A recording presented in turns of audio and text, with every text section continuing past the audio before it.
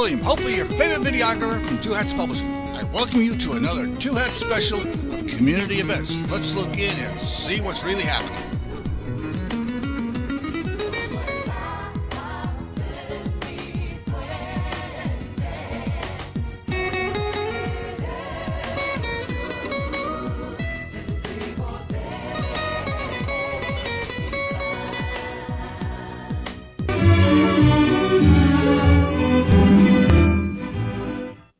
And good afternoon and welcome to Lambda Weekly. I'm Dave Taffet here in the studio with Lerone Landis and the late Patti Fink. And our guests are here in the studio. One more is on his way. Our guests are Gary Bellomy, Jim Walker, also known as Dallas Steele, Hardy Haberman, and Neil Cazares-Thomas. Have we heard from Neil? Is he on his way? Or? He's on his way. He is on his way. Okay, great. He'll be here a little bit later in the hour. It is Pledge Drive, though. And normally, what do we say during Pledge Drive, Patti? We usually recount the number about 150 times. Right. And I'm there busy counting how many times to make sure that we've said the phone number enough times. I'm not going to say the phone number today. So don't call 972-647-1893 because the phones are not working in the studio. But here's what you can do. If you would like to pledge to Lambda Weekly, you can go online to knon.org, hit the Pledge Now button, and make a pledge. We'll ask you for name, phone number, how you want to pay that. If you're paying by credit card, you can fill in your credit card. You can pick your pledge premium, such as we have some special pledge premiums. I don't know how we can give those away, though. But we have some tickets. Maybe we'll do that next week when the phones are I'm working. sure if you go to Pledge Now, we get your pledge online, we will make up and send you whatever premium that you ask. Well, but I'm saying we have some tickets to Garbage with Ritual Mind.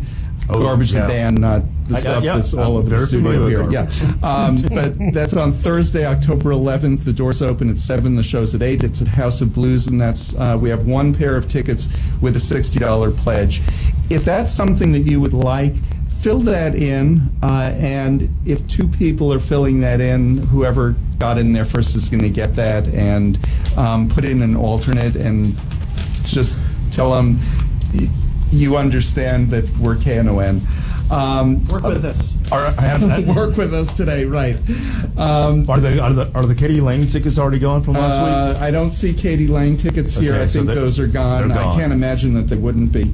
Think about them. Katie Lang is Lesbian High Holy Days. I know that. I know.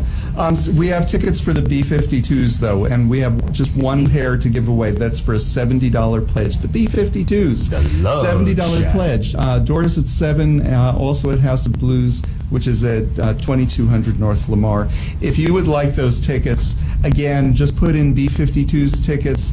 Maybe we can arrange if more than one person wants that, but it's for a $70 pledge. For a $100 pledge, you get the tickets and a KNON t-shirt. We have a new t-shirt this time. It's a gray t-shirt. I won't even mention the women's t-shirt because, God, Lerone, did that blow up in our faces last week when we did. Well, we'll just say we have 2 different t-shirts. Yeah, one we is have in red. one for men and... No. The sexist one for women. Let's be honest here. One is in red and one is in pink. Take your pick. regardless of what your gender is. Lerone. You had to bring that up. Yeah. Oh, I brought it up. Take your pick. The gray t-shirt is gray with red KNON and black Voice of the People 89.3, celebrating 35 years in the DFW community because it is our 35th anniversary of the station, 35th anniversary of Lambda Weekly. And I'm talking fast because I want to get to our guests real quickly. I said like 972. No, knon.org. Go to Pledge Now and make a pledge to Lambda Weekly. Help us fix our phones, please. Yes, that's why we need your money, amongst other things. So today we have a very interesting special show. Thank you guys for coming on. And they are part of a panel that's in part put together by the Coalition for Aging, the LGBT group, and they're going to talk about sexual safety, a sexual safety panel. So I don't know who wants to start, but can you just tell us in general kind of what it is? Gary, you're the one who put the panel together. Right. Why don't you start and just tell us what you were thinking of? And come closer to the microphone. I know. All right, okay. Help us get more microphones in the studio. That's perfect. Well, we have been working on this issue for going on nearly close to a year now, and the reality is that as gay men begin to age, more and more we become targets for predatory sexual violence, and historically it's always been that way. When I was a kid growing up, certainly not out, but certainly with my young gay antenna up, I remember kids coming in talking about their older brothers that would go down to Lee Park, always a homo magnet, where they would roll gay men. But, of course, then it was they went down there to roll queers. And I remember and that horrified me, and I remember a kid coming in talking about his older brother had murdered a man. Something had gone wrong, and back until not that long ago, there was a odious plea that people could plea off on of, the guy touched me. What could I do? I had to murder him.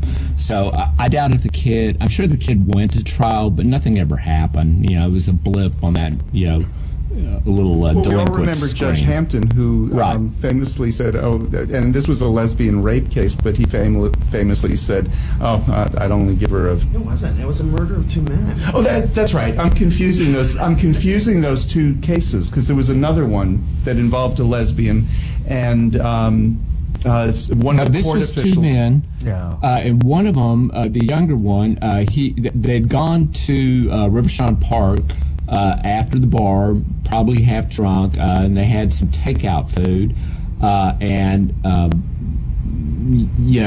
their predators, got them, and the young kid was scalped up in the woods, and so Judge Hampton comes in with his comments.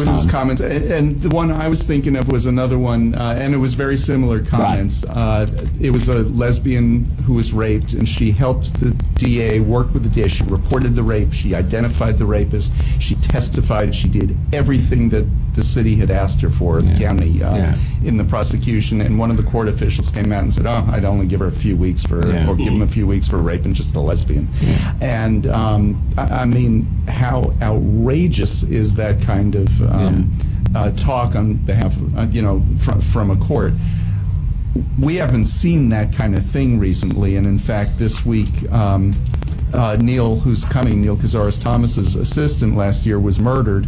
He was just sentenced this week, and he was sentenced to life in prison plus 30 years for aggravated robbery, aggravated kidnapping, I believe, or might have been aggravated assault. And really, a lot of us who go to Cathedral of Hope, who newly, after this, wanted to get mobilized and try and do something to help people, to hopefully give them some tools and some ideas of things that they could do to make things safer when meeting someone or when hiring an escort, what have you. There has to be some steps you can take to make things safer, and this panel that we've developed, that we've had a couple of these workshops and things, is an effort to try and do that. And Lee, unfortunately, was an example of, I guess, modern day times. Correct me if I'm wrong, didn't he meet his perpetrator via online? Yes. Craigslist, yes. Yes. Right. So he met him on the worst place possible, Craigslist, where they do zero vetting. The guy probably had a burner phone that he was using. So whereas, I don't know if it still goes on or not, but, in the olden days when gay men were looking for someone to party with, so to speak, it was just done face to face, the old timey ways, in a bar. Now we have apps and online hookups. Talk to us about how the panel addresses that. So, with the online cyber hookups, which is great, there's no comment on that. It crosses the boundaries of sexual identity, gender identification.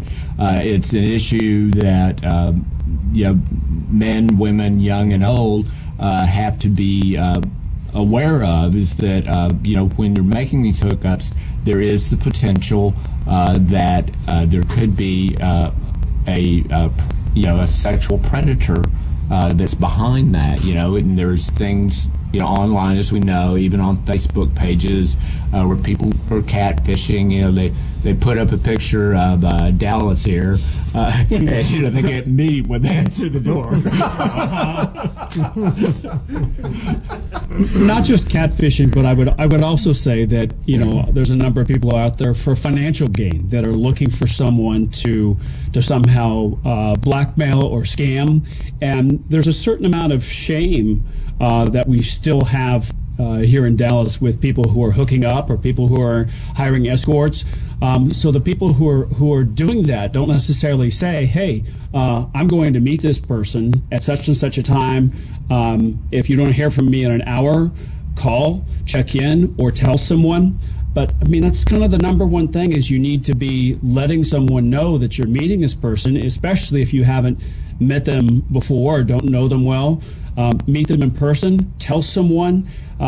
So at least there's some kind of track should something go wrong. But we still have so much shame associated with that a lot of times people aren't telling anyone, and that's a problem.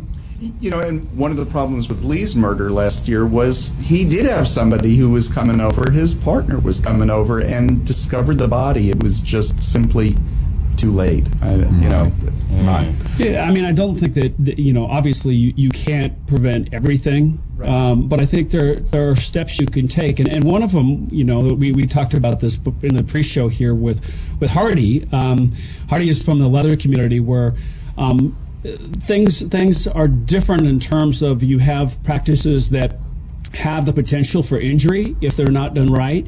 And so it's important to meet someone in a public place ahead of time and discuss what you might do and what's involved and what their boundaries are, all of that. Okay, now this being radio, I want to make it clear that Hardy is not here in leather. He's here in a perfectly acceptable lesbian plaid shirt. You're supposed to tell him I'm dressed in full leather with chaps. Hardy is here. You're showing on my gorgeous physique. Hardy is here in full leather, showing off his gorgeous physique.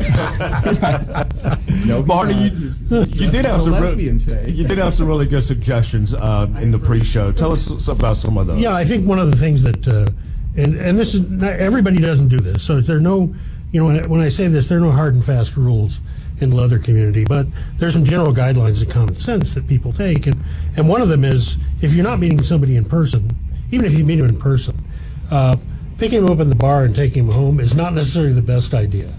Number one, they're probably going to be a little bit lit, and you may be too, and playing when you're a little tipsy is probably not a great idea. And when I say play, I mean doing the stuff that we do in the leather community. So what I normally see people do, and what I think most people do, is they'll arrange to meet somebody either at a munch, which is one of those kind of lunch things where a bunch of other people get together and talk and you meet people, or they'll maybe meet them online, or they meet them somehow, and they'll say, let's set up a time to go and talk. So you pick some place like a Starbucks or some coffee shop, some neutral location that's in the public, and daytime. You don't have to be there in fetish wear or anything. You just show up, and that way you get to know who the person is. And you talk to them about what they want to do. What are they expecting? What are you expecting?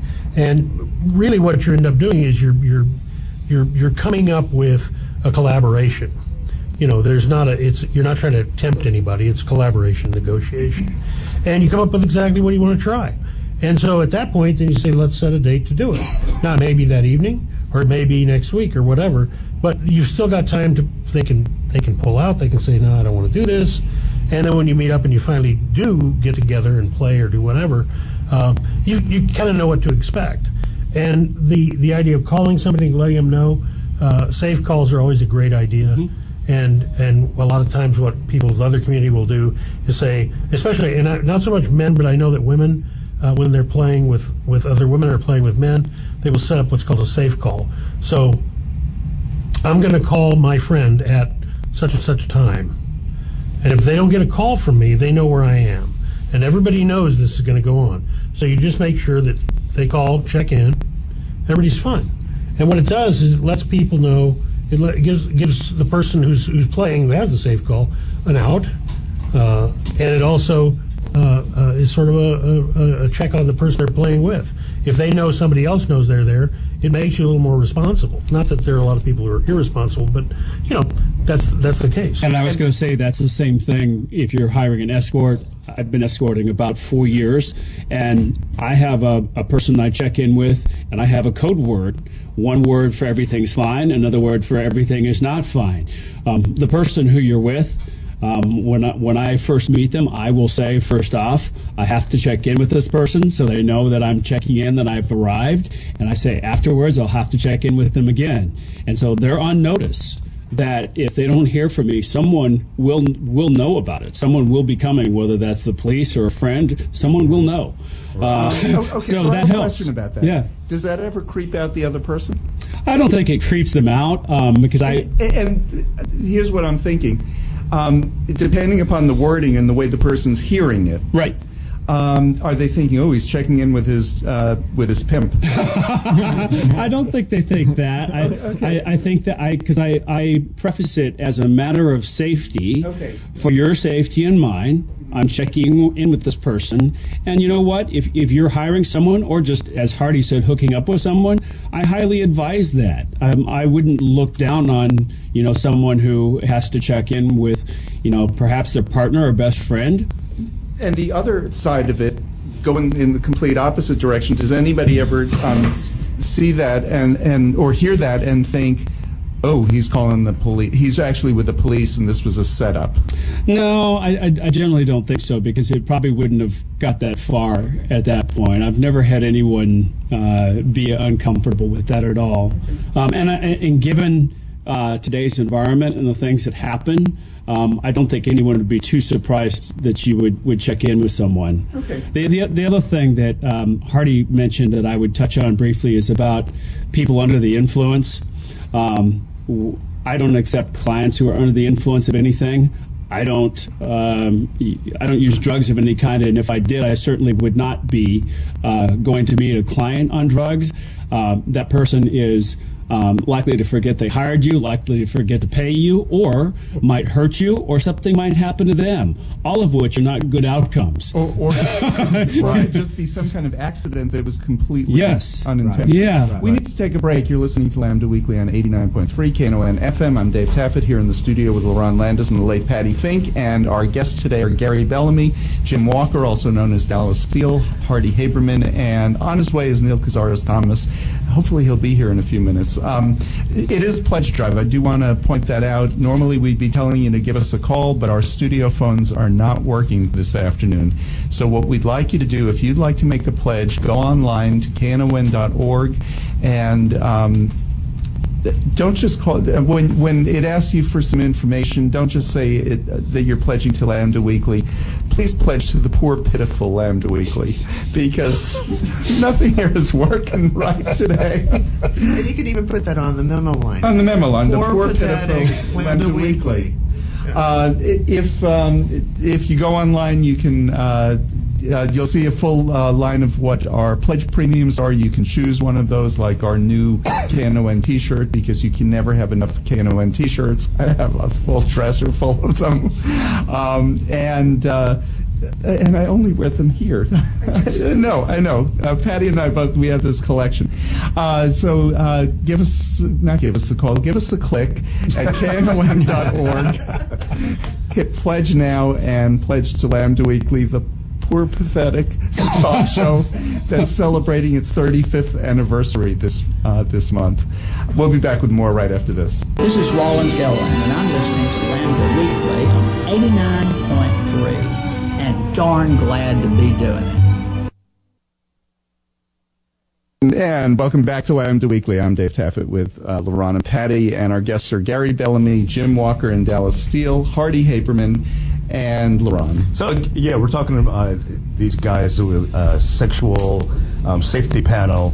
I watch like shows like 2020 and Dateline all the time, and they always feature every once in a while a story about a heterosexual woman who met a partner online through a dating site, and it didn't go right.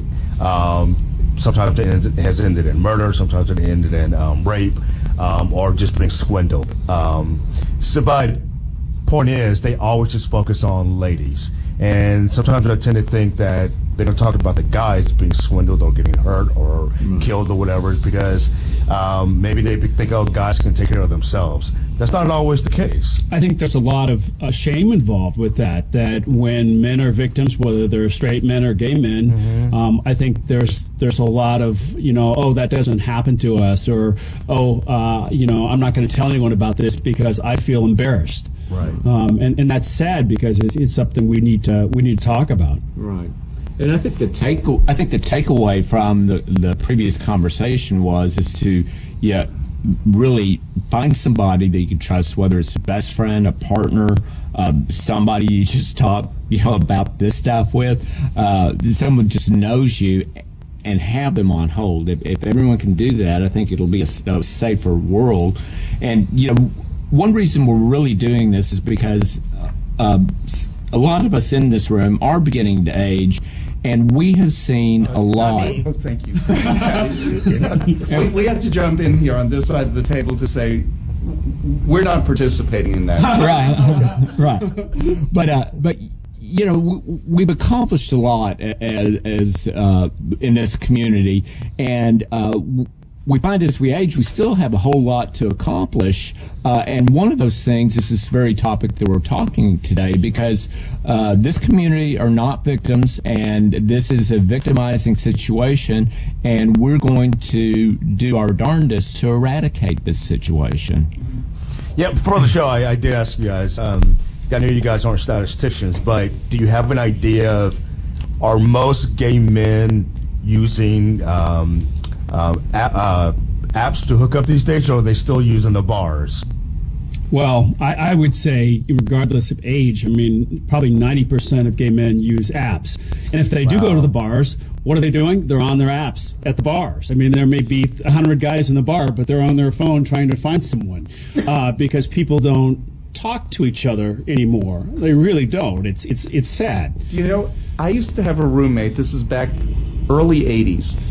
A few of us would go to the bar together, and it's like, oh, well, that one's really... Oh. He would walk up to a person, and within 5 minutes, every single time we'd go into a bar, within 5 minutes, he'd be out the door with the person. Wow. I never saw anybody so good at picking people up in bars, but most people have always been, even before apps, we're shy in bars. Right. And that's part of it, because people will pretend to be and say things that they wouldn't normally say in person. They'll say those things on the apps. And they can, as Hardy said, catfish, pretend to be someone they're not. That process of vetting face-to-face isn't there anymore. And that's kind of a dangerous thing, because a lot of people are very emboldened behind a computer or on their phone. So would you recommend, like Hardy did, he said meet at a neutral place in public first, whether you're in the leather community or not? Would you recommend that too for, Well, yes, I would, and I would add, if you're hiring someone, or if maybe you're hooking up and you're nervous about them coming into your home, not in terms of just your personal safety, but your belongings, meet them at a hotel. In a hotel, there are cameras in the hallway. Someone is going to see something. If there's a struggle, someone's going to hear something. At least that's one more element that you may have working for you. In your home or their home, once you're in there, all bets are off. That's true. So, that's something to consider, but definitely meeting someone in a public place is a good first step. Talking to them, finding out what they're about, at least getting a feel for them. That's not always accurate either. Ted Bundy was a very friendly, happy guy, so was Jeffrey Dahmer. So you never know, but at least it's one more step. Right, and that's that's a noble pursuit. But, that's still not going to do away with the 2 a.m. booty call, So, we go back to, check in with somebody when you're heading out the door at 3 a.m., let them know where you're going. So, okay, let's say we've done everything right. We've met them in person, met them in a public place. They seem to be an okay person. We have somebody that we've checked in with. We get back to a hotel, and something still goes awry. Now let's talk about physical safety. Dallas, do you have any tips on how to get out of that? Well, I'm not going to tell someone to bring a weapon. I don't think that is in the interest of either party. But I think if you're in a situation where there's a struggle, first of all, this and it kind of goes to Hardy's area is consent. Never, ever allow a stranger to tie you up. And even if it's someone you're familiar with, you have a safe word and a process to get out of that. But as an escort, I would never tie someone up or never allow someone to tie me up. It's just not a good idea. If you're in a situation where you're trying to get away, make as much noise as possible, yell, scream, pound, whatever you need to do. And also, there's some other warning signs, too, to look for. If the person suddenly changes the meetup location on you or suddenly introduces another person into the hot mix, those are red flags that you need to listen to and listen for. Yeah. The other thing that I think is, you talked about the 2 a.m. booty call. Go back to bed.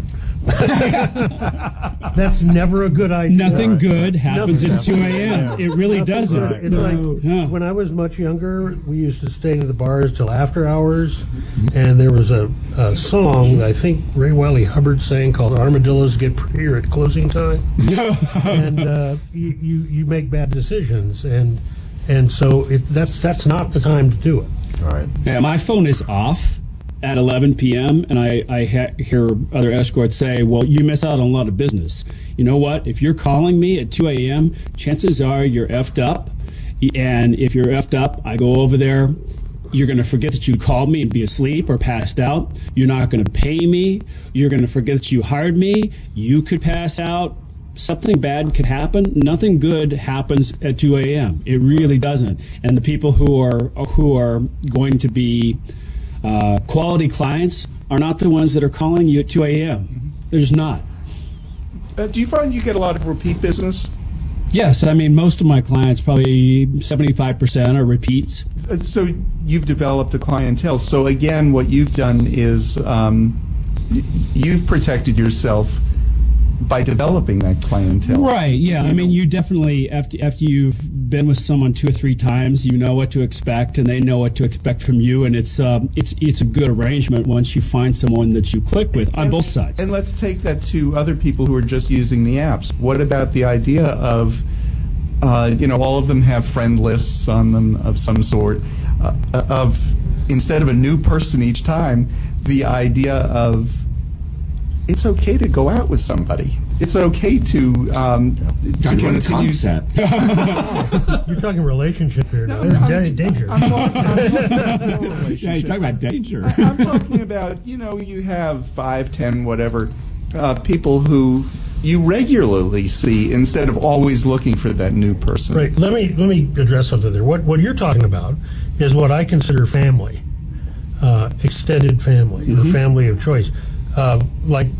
It is not unusual in the leather community for people to have large leather families, and there'll be groups of, say, up to 6, 7 people that are, they may not live together, but they're in this kind of relationship, and they regularly play together.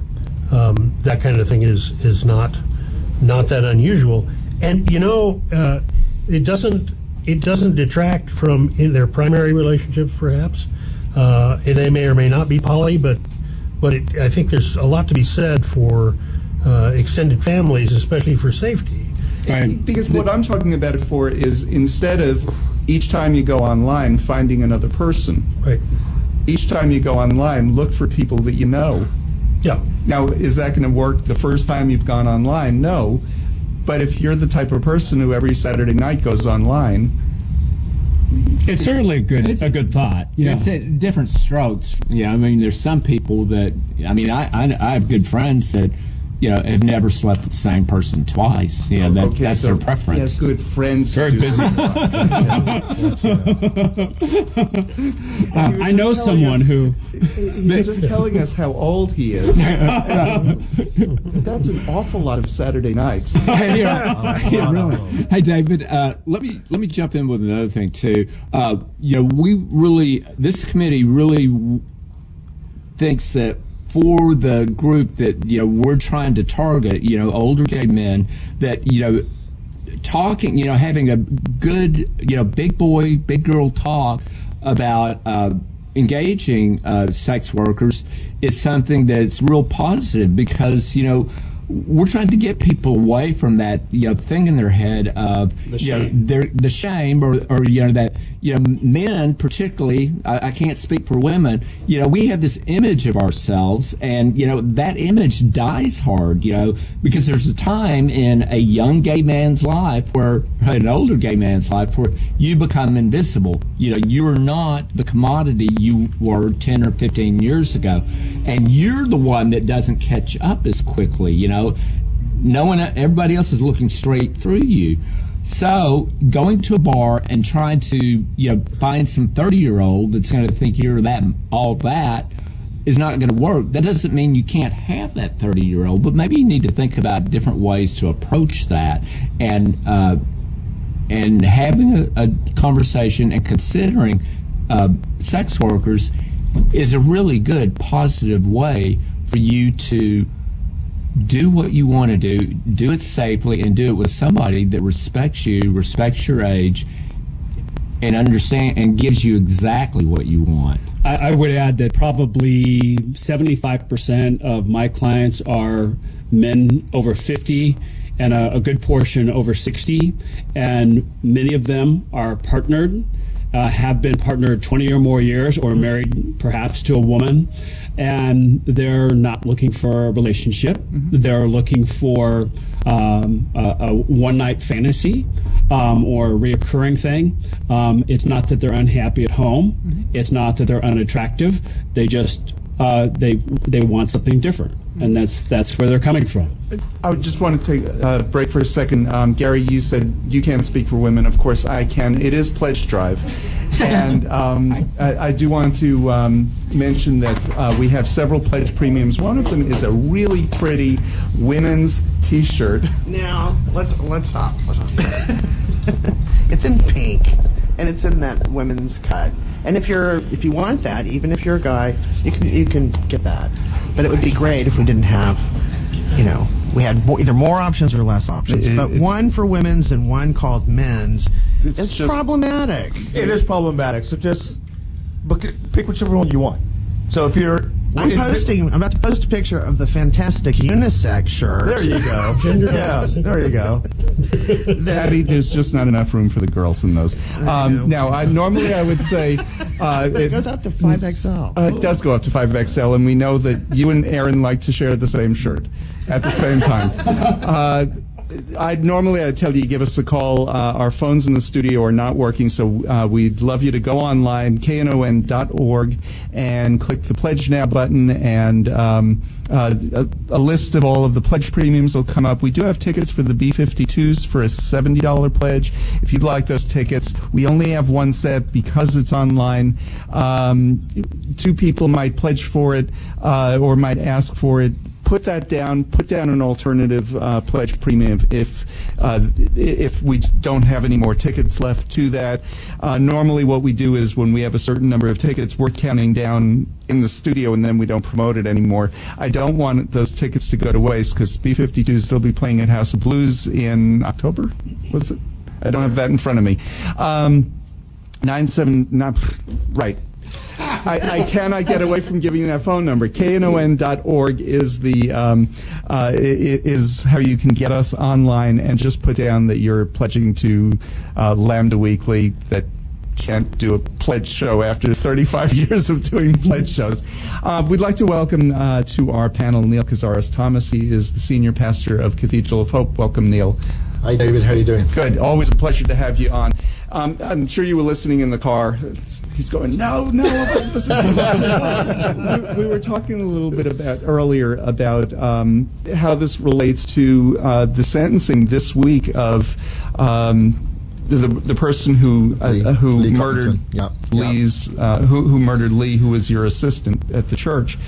Talk a little bit about, we've been talking about how you can keep yourself safe. Putting other people through that was torture this week. I mean, I went over to the church later in the day after the sentencing, and somebody said, "Hi, David, how are you?" And I said, "Well, I was in court this morning crying. I went back to my office, had to write a post about it in tears, and then I wrote a full article for the paper this week. So how am I? Not good." I mean, that's how it affected me. Yeah, and I think it's really affected people in very similar ways. I will say that for many people also there was a sense of closure this week, especially around not having to go through a sentence, a hearing. Lee's not here to defend himself, and so you're only hearing one side of the story. So I think for a number of people who are intimately involved, there is a sense of closure. There's a sense of justice in that he got life for the murder and then 30 years for each subsequent offense. But I think you're right. I mean, I think there are victims on every corner of this particular Do you know who story. one of the victims was? More than one. Sitting in the back were at least four family members of the murderer. And one of them, when he heard the sentence, went running out of the courtroom. I wanted to run after him, but I had to sit there and listen to, because he knows that this is, he's just lost somebody now. So it wasn't just one victim; it was there are enough victims to go around. I felt terrible for looking at that family. When he murdered Lee, he had a 3-month-old baby, and so that child is now 13, 14 months old. Will probably never really know his father. And the child is without a father, although perhaps she'll go on to get married and perhaps have a father relationship in there. But the mother, she just sat there and she was like crawled up in a ball. I mean, almost in a fetal position as she heard the sentence for her son. I mean, I think the topic is absolutely relevant. I think that many of us, sex is an important part of life, and many of us, especially in the LGBT community, especially in the gay male community, have a history of underground sexuality, and some of that still plays in today. And I think the environment that we're now in the country has driven that even more underground. People are fearful of even going out to bars and clubs for fear of what might happen when they're there. I think that this is a topic that we have to talk about. I think we have to talk about the way in which we encounter one another, and the way in which people can take care of themselves. We need to take a break. You're listening to Lambda Weekly on 89.3 Knon FM. We'll be back with more right after this. Hi, this is Valletta Lil, and I listen to Lambda Weekly. I hope that you will too. And ignore that last pledge pitch. It said call 972 blah blah blah. Don't call because the phones in our studio aren't working today. But make a pledge online to help us get the phones fixed, because they need to be fixed so we can finish our pledge drive. We've almost made our goal. We have a little thing that lets us know here in the studio where we are, and we only had about $7,000 to go going into the weekend. Hopefully the phones were working yesterday. The Saturday shows usually do well during pledge drive, but we need to make our goal, and we hadn't quite gotten to our goal yet. So go online, knon.org, hit the Pledge Now button, and we have all of our pledge premiums. My favorite new pledge premium is the ladies' pink T-shirt. It's actually gray with pink writing on it. And I think a lot of men would really love that shirt. I think so, I think too. a lot of women who listen to this show will be buying the unisex T-shirt that's small to 5XL with the red logo, celebrating 35 years on the air. Yes. Which also Lambda Weekly is celebrating 35 years on the air. We're one of the original shows to go on the air when KNON first went out over the waves in August of 1983, and we're still on the air. And we're on the air still because you pledge. So call. I'm doing it too. Call us. It's automatic. So visit knon.org. Click us. Click us. Our guests today are a panel of guests talking about sex. And sexual safety. Sexual safety. Gary Bellomy, Jim Walker, also known as Dallas Steele, Hardy Haberman, and the Reverend Neil Cazares Thomas. Neil, I cut you off. No, No, I mean, I think I ended really by saying we need to have this conversation, just from a place of safety. And during the break, Hardy, you said we're not promoting sex here; we're talking about safety. Well, yeah, we're not promoting sex work. We're talking about safety, but I think I would say yes, we're promoting sex. Mm-hmm. I personally am a big advocate, and I feel a bit evangelical about that because I think America has a problem having an adult conversation about sex. Well, we had talked earlier about the one of the big problems with someone telling someone when they're going to meet someone, whether that's an escort or just another person, is the problem with shame. That there's still so much shame, and that shame is literally killing people. Yeah, and I think not to equate homosexuality with pedophilia, because that is absolutely not the case. And the instances of the 300 priests who were just accused of guilty in Pennsylvania. I mean, that has a lot to do with the patriarchy of the church, but also it has to do with a lot of the shame and guilt that we have as a conversation about sex in this country and puritanical roots that we come from. It's interesting.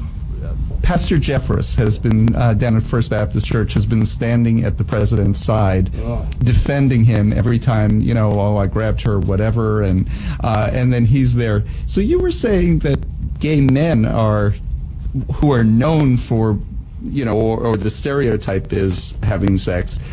I'm kind of wondering, is this really a straight problem? I think it's a human problem. I think that for gay, and by problem I don't mean sex is bad, but the hiding it is.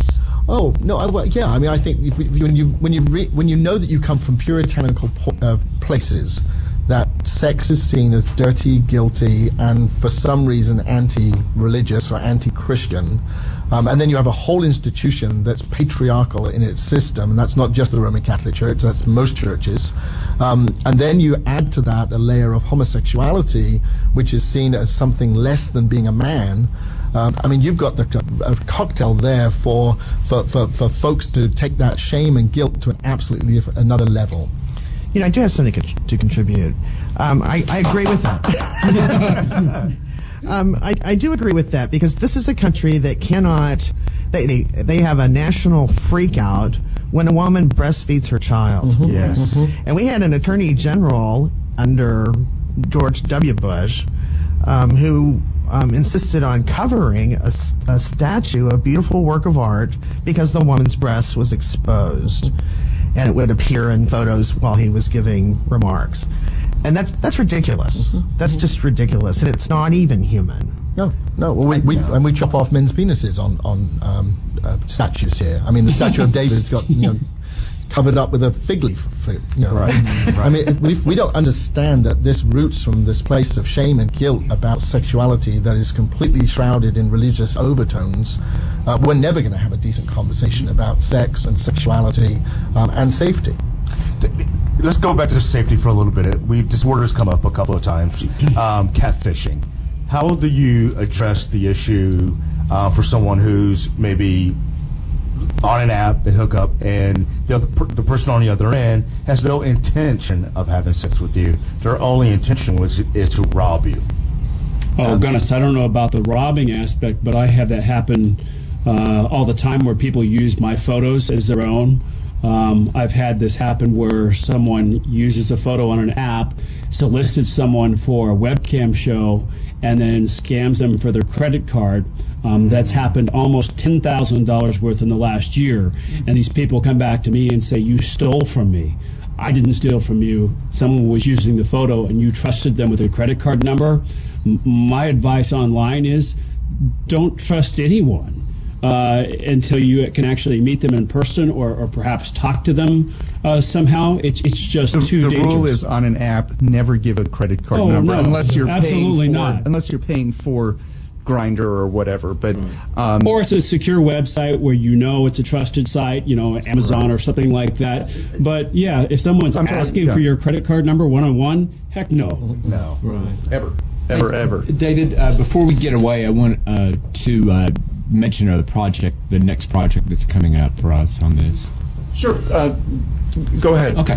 Well, several months ago, I watched a 60-minute segment about an international guerrilla artist named JR, who does big installations internationally over human rights issues. And he started in Jerusalem. He went on to Botswana. He's gone to Central America.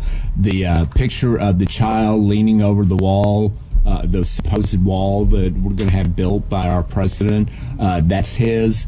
But he has an activist arm called Inside Out, and they support other activist intentions.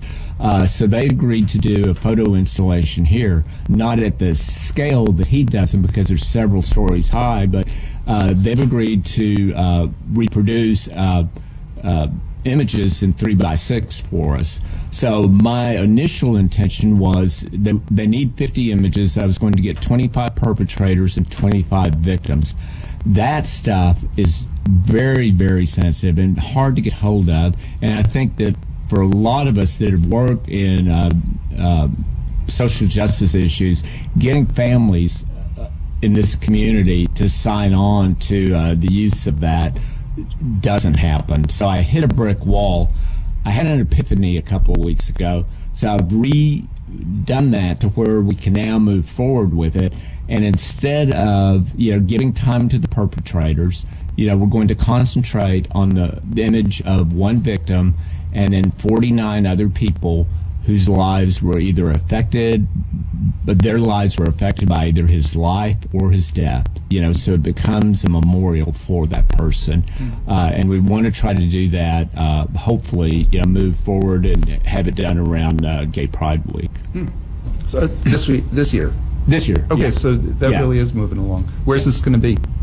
Do we know yet? Well, initially, I had it three-pronged. There was a outdoor thing at the DMA, and we were doing it at the steps of the DMA on the ground.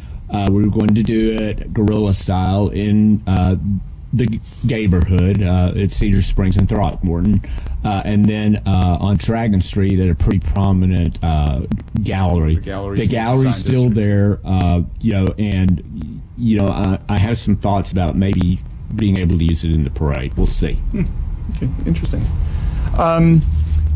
We have a few minutes left before we go back to our panel. It is Pledge Drive this week. Our phones are not working here in the studio, but we're asking you to give us a click. Go online, go to knon.org, and click on Pledge Now. And words aren't coming out. I've been doing this for 2 hours. And I've just posted a photo on my page, and I'll stir it over to our Lambda Weekly radio page on Facebook, so you can check out the shirt. And make your own choice. That's right. That's right. I only posted the unisex one. Okay. All right. I'm going to advertise that. Not the pink shirt. I want more suggestions on being safe. It's interesting. Most people meet in bars and or online now. Mm-hmm. Years ago, more in bars, now more online. And thinking about the three of us, I met Brian through Pam Curry at a demonstration. You met Danny how? Cedar Springs. Okay, and you met Aaron here. No, working on a National Coming Out project. Okay, but then you were just on here at the same time right after that. Yeah, but we'd known each other for 4 or 5 years before we. Yeah, they knew each other before. So. Yeah. But we all met in person. The point is, we met in person. I don't know that there's even an app for lesbians. Is there? Isn't there Plenty of Fish? Oh, is it? I think so. Yeah. Okay. Wow. Yeah, there are some. Huh. Oh, interesting. Yeah. Okay. It shows how out of date you are. It has, I'm way out of date. The gay guy knew that. The gay guy knew that. The minister knew. The minister knew that. The minister knew that. He is culturally competent. Because that's what he's preaching in his church, apparently. How about more suggestions for other ways people can meet? I mean, like, what do? I cover things and Brian was there. How so- about the gym? How about church? Yep. How about social organizations? How about social support organizations where you're feeding people or helping clothe people? I mean, there's a myriad of other places you can meet people. Well, and there's a myriad of communities. The leather community that Hardy's representing today, or for older men, the bear community, younger and old. But there's not such the intense ageism seems to relax in both of those communities. So those are options for men their age. You could maybe explore those. And again, I'm not participating in this age thing. But I always tell people, when you're looking for someone or you want to be open to the universe, to meeting someone, go do what you enjoy and what you're passionate about, Yes. and then you're going to find someone probably in the same Who's also passionate. who's also passionate about the same thing, and that's how you really get to know people. That's is doing and spending time with people. And I think that's a great way to meet others. And also someone who is up to no good is not likely to be out helping others. True. That's true. Yeah, very good point. And when it gets depressing, then you... That's a good rule of thumb, though. People who are up to no good are not likely to be feeding the hungry. No. But if you're thinking outside yourself and focusing on others and giving and making a contribution in some way, you let your mind away from maybe your sadness of not having someone, and you let your guard down, and that's when you can really be open. Mm-hmm. Well, and I think most people would add that if you're in a state where you're incredibly sad and forgive me, desperate to find someone, you're probably not going to find someone because that desperation and that state of mind shows in your being when they see you. Yeah. And that scares people away. Yeah. Yeah, and I also want to say that there are some people who aren't looking for someone. Right. Sex is a natural function of our lives, and so I don't want to demonize people who just want to have a hookup. And I think that there is just as much covenant and accountability and responsibility in a hookup as there is in starting the dating process and moving on to living together for 40, 50 years. Absolutely. And so what I've said to people, and I will continue to say to people, is if you're going to hook up, then find a friend, find a colleague, find someone who you are honest and transparent enough with that you can say, hey, listen, I'm just stepping over, here's the address. If you don't hear from me in an hour, come call me, do something. Right. Because I'd rather people were safe. We're not going to stop people having sex. I'd rather people were playing safe. Is that a better idea to have somebody call you in an hour rather than you call the other person? Or doesn't it really I don't matter? think it really matters as long as there's an agreement what you're going to do. What's the agreement? The good thing about somebody calling you in an hour is it gives you an out. Mm-hmm. If you're if it really doesn't feel good, Or it's somebody not calls you, having excuse fun. me, I'll take this call. Oh, I've got to go. It does give you the logical I out. forgot to count the socks in the Jordan. It works well for dinners you want to get out of, too. Call me in case I need to get out of this dinner. Hardy and I, we were brainstorming about, because one thing we really want to do is start bringing pressure on the hookup sites to make it safer for their clientele. So we were talking about an imaginary, it's all going to be resolved in technology. So some sort of safe word app you could use that would immediately alert the police. Or Siri would hear you. Yeah. And actually, that's in the works because I've done a lot of research with my contacts and family violence and victim advocacy, and that's actually something that's being worked on. I mean, don't count on it coming tomorrow, but eventually, a lot of what we're talking about is going to be past tense, because a woman walking down the street in Lee Park or Central Park or whatever, a man or whoever, it just takes saying, Siri, help me. Banana cream pie, and the police are there. And we're just about out of time. Hardy, we were talking about other places to meet people. Most people would think, especially somebody trying the leather community for the first time, that the only place to meet people is at a bar. That's not true. Not true. No, there are a lot of organizations. That I hesitate to promote the site, but it does have a lot of the information.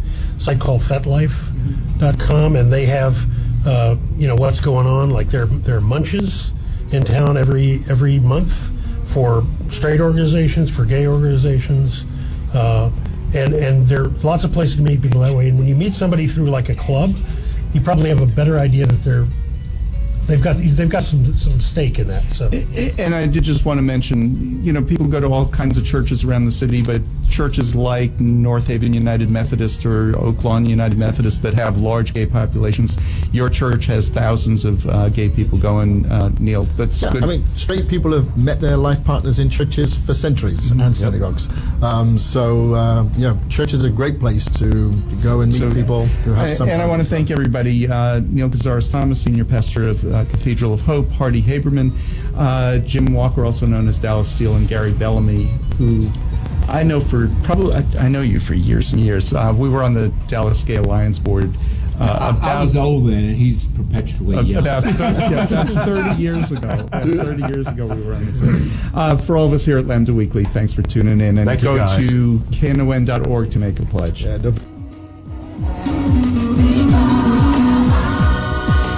This is William, hopefully your favorite videographer from Two Hats Publishing. I hope you enjoyed this video. If you like it, please leave comments below, or like, follow, or subscribe to us and get notices of all our videos. We love it, even when you call.